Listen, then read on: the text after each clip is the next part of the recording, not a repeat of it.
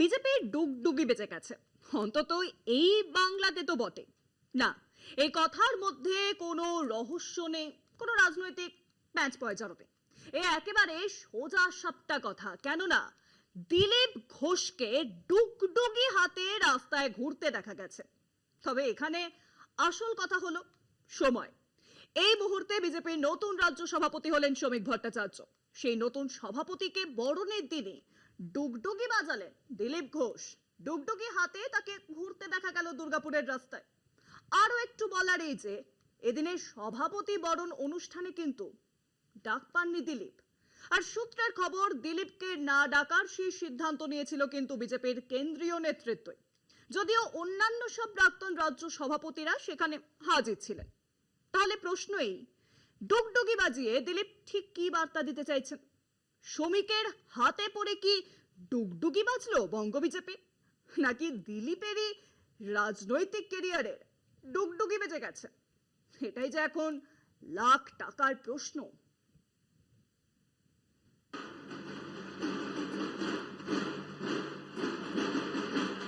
সল্টলেকে যেদিন সভাপতি বরণ উৎসবে জমকালো অনুষ্ঠান করছে বিজেপি, তখন শহর থেকে অনেকটাই দূরে প্রাক্তন বিজেপির সভাপতি দিলীপ ঘোষ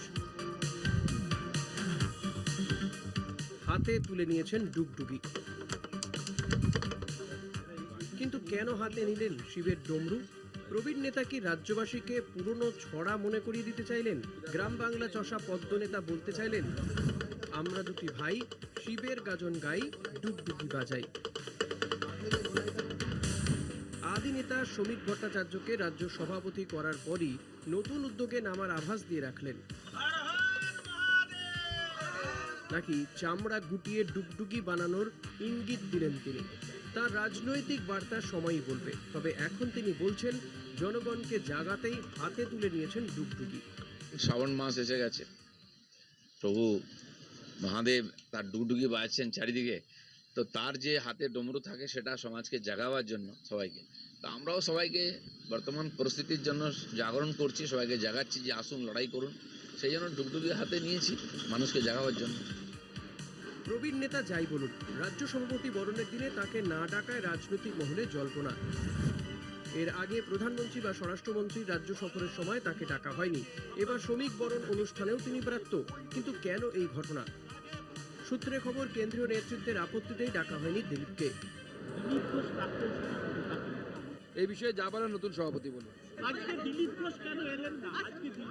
আমি এই মঞ্চে আমন্ত্রিত ছিলাম, আমার জানা নেই। দীর্ঘদিনের এই সংঘ কর্মীর বিয়েতে আপত্তি জানিয়েছিল সংঘ। তা সত্ত্বেও ওই পথ বেছে নেওয়াতেই নাকি তাকে দূরে রাখার পরামর্শ।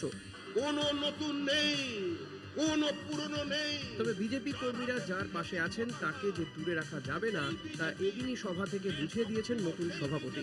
ফলে বিধানসভা ভোটের আগে কোন পথে হাঁটতে চলেছে রাজ্য বিজেপি, তা নিয়ে কৌতূহল থেকেই যাচ্ছে।